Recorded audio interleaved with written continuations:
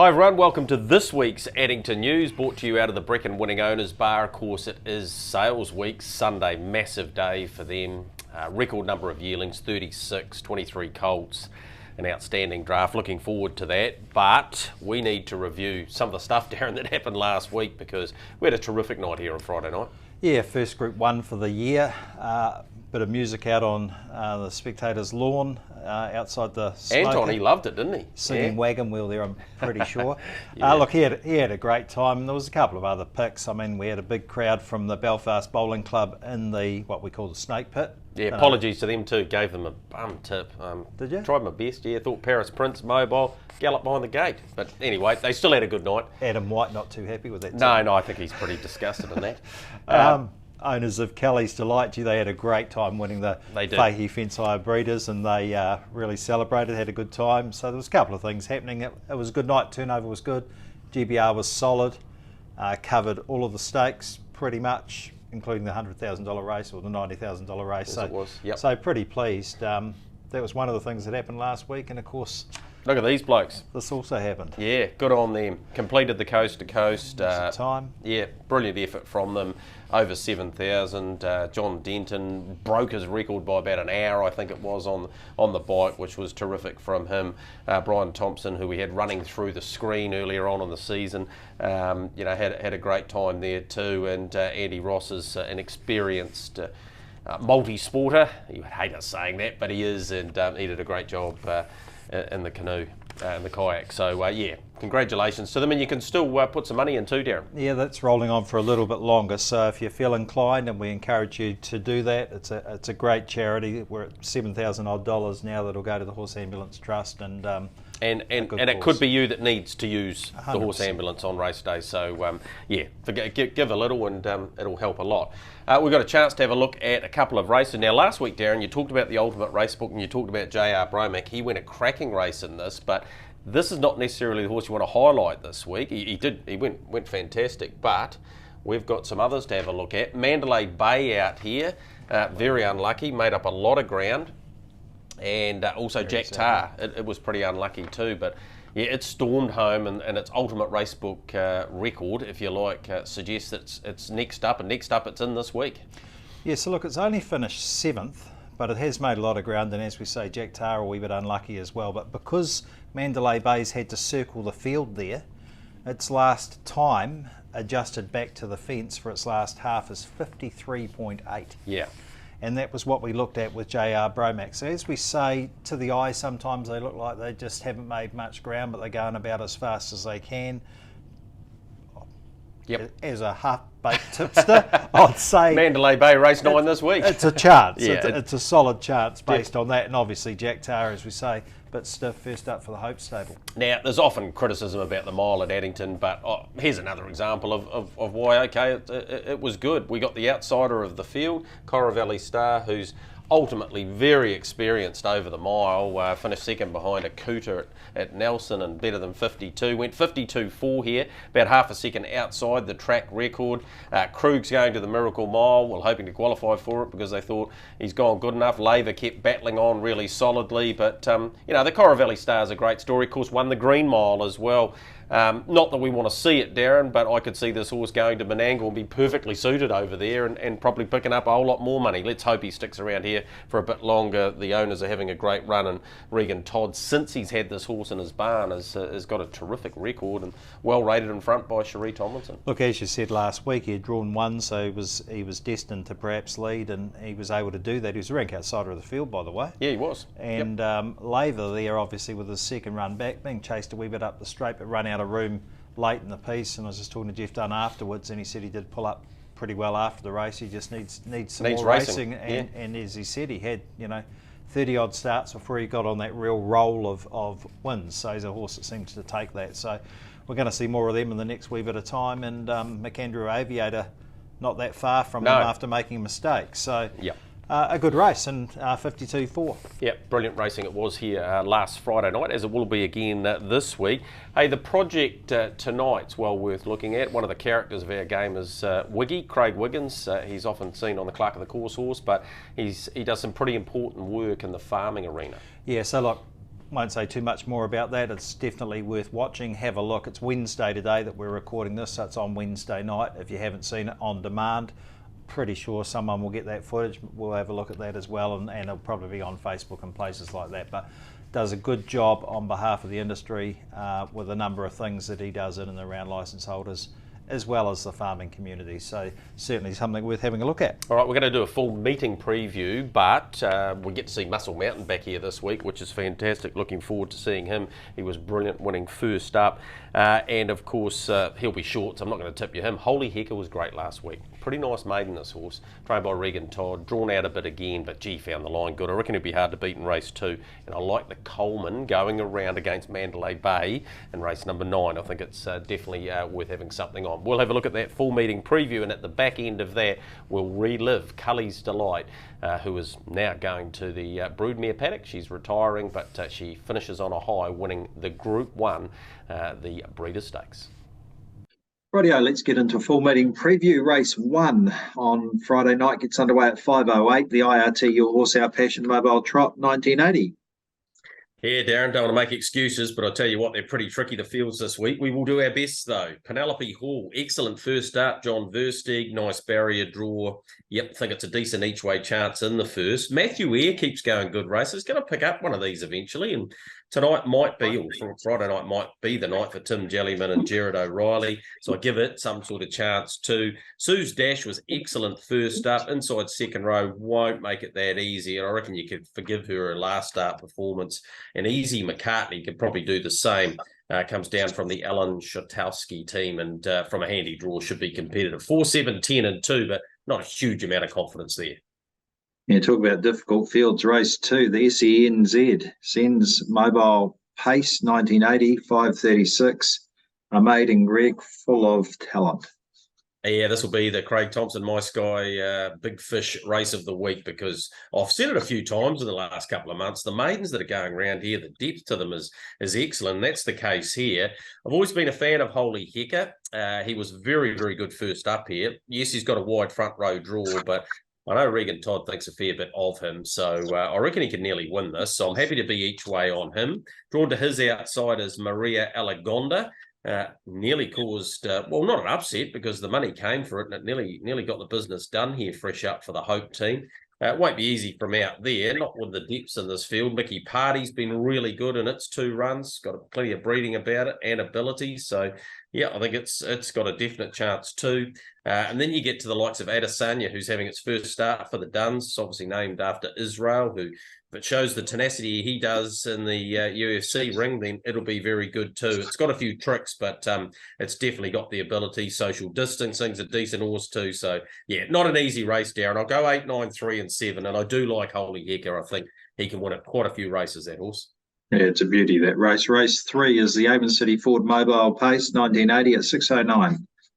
Gets him beautifully again, Lizzie Richter. Probably wasn't her fault last time, although she doesn't need much to put her off. She was a bit of an easing of the pace and she galloped, but her previous 3 wins were very, very good. And yeah, I reckon she'll take some beating in this too, because it's 35 to 44. And when you consider how many races, what she won, 4 races, she gets into it beautifully. So she's hardest to beat. Ferns Goldie keeps going great for Dan Reardon. Nice barrier draw, really good chance again, I think. Franco Cornell won brilliantly 3 starts back after narrowly getting beaten on the first day at Nelson. So yeah, I think it can be right in this too. And the other one I gave a chance was Mighty Reactor, who just keeps on going good races as well. 12, 3, 4 and 8 the third.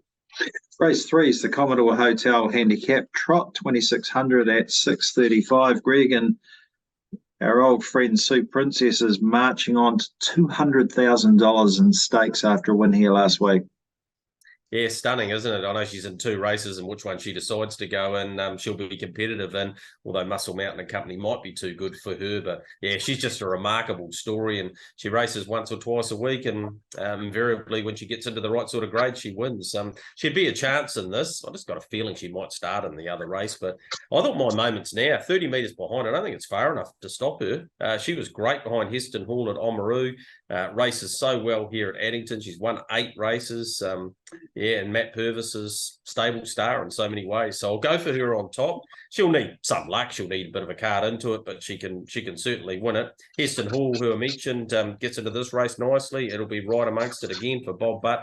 Colin DeFilippi got hurt last week by Paris Prince, although he still made up a lot of ground after that early gallop, and he's off the front here. And he and Miss Alyssa, if they decide to roll along, I reckon they could take some catching. You've also got Trot the Chevron there.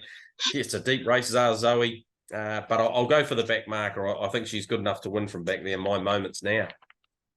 Race number 5, the Buyer Woodlands Yearling this Sunday at the Caracas Sales, the New Zealand Bloodstock Sales, a mobile pace 1980 at 7:01, Greg, and a good example of putting syndicates together and teams of owners together is Millwood Goddess, who steps out in this race for Tom Bagger. He's put a huge number of syndicates and owners and a collection together to race this horse, and I do know a couple of the people that are involved in one of the syndicates, and they're going to have a great night. They were Riccarton on Saturday and are very excited about being part of a small share in a horse that's going to be competing at Addington Raceway. Yeah, and competing well the way she's trialled. So, yeah, good luck to them. And, yeah, well done to Tom putting that syndicate together. There's a big number there. And, yeah, that's what we need. People come to the races and they'll have a bit of fun. She can win, but I thought the other one of the other first uppers, Always Be Tyron, might just about win this. Obviously raced by the Newmans. They've had a great success with the Tyron name, and the way this horse is trialled, I reckon it'll take some beating. So I'll go for it on top. Not any huge confidence.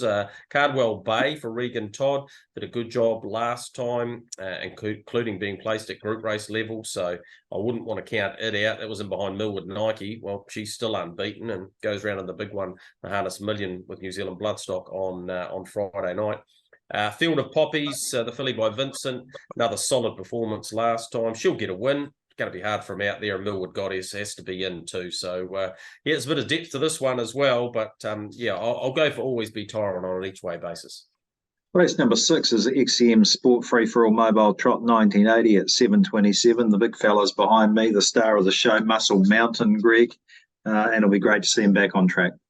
Yeah, it will be, and he'll be too good again. It's really up to Ben what he does. If he presses forward and gets the lead, he'll win. If he doesn't, he'll probably win anyway. He's just too fast for them. So, yep, he's a standout on the night, and he should attract a few people along. Stablemate Midnight Dash is always to be respected. Matua Tana, very good win 2 starts back. That was at the Mod, of course, over Christmas, and then a solid enough 4th last time and has been to the trial since. And Enhine, you've always got to respect over the 1980. Descending numbers here, 6, 5, 4, 3. First leg of the late quaddie, race 7, the box seat on every Wednesday, mobile pace 1980 at 8:01. It's Wednesday that we're recording this, Greg, and I know you've got a few challenges ahead of you for the rest of the day to try and get the show up and running.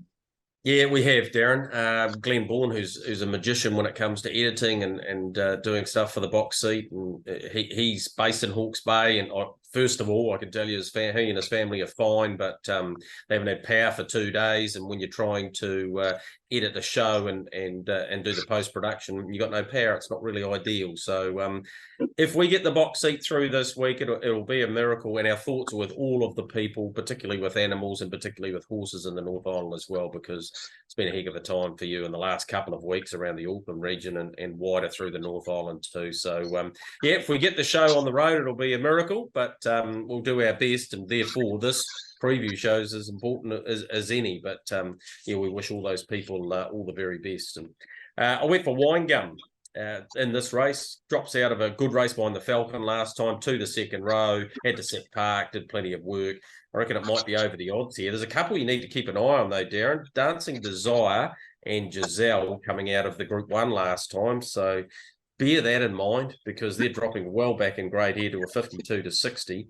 And I think they're both very competitive here, as is the likes of Evangelist, who has been racing in better fields as well, behind the likes of Folklore and the Falcon. So, yeah, a tricky race. I'll go for Wine Gum, but, yeah, I definitely give a chance to the likes of Evangelist, Dancing Desire, Giselle, and even JR Bromack from the inside. Yeah, good race 7, but, yeah, each way Wine Gum. Race number 8 is the Harness Racing Unhinged Mobile Trot 1980 at 8:26. Go to Facebook, look up Harness Racing Unhinged. Nigel and Brenda and the team involved with that and everything that they do for not only for Addington but all of the clubs around the country, and for owners and trainers, Greg, with bringing those stories. So they do a great job. Have a look at that. It's well worth looking at. Race number 8. Yeah, it's well named, Unhinged. He's a little bit like that, Nige, at times. He says to me, some of his interviewing style wouldn't make the main network. So, well, no, it wouldn't, but it's not designed to do that. And when we went through COVID, what he delivered, was outstanding. Joe Stevens in the North doing something similar. They're putting stuff on there that wouldn't normally make it to the airwaves. So we're just delighted at Addington to be able to support him via a race name, and he's got some other irons in the fire too, Darren. A few ideas that he might be able to produce in the next few months. So keep an eye out on Unhinged. He's got a good race here. I don't mind It's So Easy. Really solid third behind Almighty Fair. Likes a mobile. Got a good draw. Happy to have something each way on that. Gui will enjoy the mobile too. Record suggests that it's won 3 races, and it seems to be getting a little bit more solid. Gui. Royal Deirdre's first up. She might need this run, but she's clearly got the ability. And our Pinocchio, if it had drawn the front row, is probably harder to beat, but it won't be so easy from the back row. And then you got Coaster House, Peak and Monkey, who I think will actually win a few races the way it's gone at its last couple of starts. But yep, happy to be on It's So Easy in race 8. Race number 9 is the herb.co.nz, the ultimate racebook pace, 2,000 metre stand at 8:53. I challenge everyone to go and have a look at www.theurb.co.nz and get some information that might steer you in the right direction on the odd occasion. Yeah, absolutely. It will definitely help you with your punting, and we try and allude to that each and every week on Addington News. I've gone for the Coleman. He might not be the best rated in the race, but don't forget he won a 2,000 metre standing start, his first one of his career, I think it was. So he'll step, and I reckon he'll be in this race for a long way. So it'll be a nice each way price. There's a couple that get into it really nicely. Sporty Charlie's won. He's the best horse in this race, and I reckon he could actually make his way through to free-for-all company. So, yeah, I give him a really good chance in this. You mentioned Mandalay Bay. Ajira's drawn 1 over the 2,000 metre stand. I don't know that encourages me too much, Darren. And She's Tough is very much what her name suggests. She won't be out of it either. But, yeah, I'll go each way the Coleman. Last race on the card, First Direct Taxi's mobile pace 1980 at 9:21. Yeah, Major Talk has won from a similar draw over this distance and bolted in on that occasion. And I reckon it was a bit unlucky last time. I'm sort of spruiking a few of the Mark Jones team, but I reckon Major Talk will, if it goes forward and gets the lead, I don't know if they'll beat it, Darren. So I'm happy to be each way on it. Black Pearl's fresh up. She's clearly got ability. Her last start performance behind Charlie Brown was really good and has trialled nicely. That was behind Coney Island Lou. So I'm happy to have it in. Come together from the good draw, definite chance. South Seas Rock, Ted's Legacy, the others. But yeah, I'll go in the last each way, the 5 Major Talk. It'll be another good night. The weather is meant to pack up a wee bit during the week this week, but improve again by Friday afternoon. So hopefully we've got a good night ahead of us with everything out on the lawn like we normally have. We're going to leave you with the 51st running of the Fahey Fentside New Zealand Breeders' Stakes. Kelly's Delight winning for Bob Butt. There's a great interview that you guys have done on SEN that you can look up as well, SENZ, and go to the podcast. The Kiwi Harness podcast. There's an interview there with Bob Butt, who grabbed, I think it might have been his 3rd Group 1, certainly his 2nd hero after Heavyweight Hero. I think he won one up north with a filly as well. And the owners were really pleased with this, Greg. It's a great race on the way out. Kelly's Delight might be the danger. Then All-American Lover and Life's a Beach. Lady of the Light, the leader. Kelly's Delight diving up the inside. Kelly's Delight goes to Lady of the Light. Joe's Rock running on wider. Kelly's Delight with a narrow lead from Lady of the Light. But it's little Kelly's Delight for the Group 1. Kelly's Delight a neck of the line. Beat Lady of the Light and Joe's Rock. Fourth is a photo between Giselle and Manhattan. Then came All-American Lover from Boudica, Catherine, Life's a Beach and Folklore. Dancing Desire, Playfully, Cloudy Bay and Better Start. It's Bobby B and Blair Orange with Kelly's Delights to take the Fahey Fentsire New Zealand Breeders' Stakes at start number 61. She gets win number 12.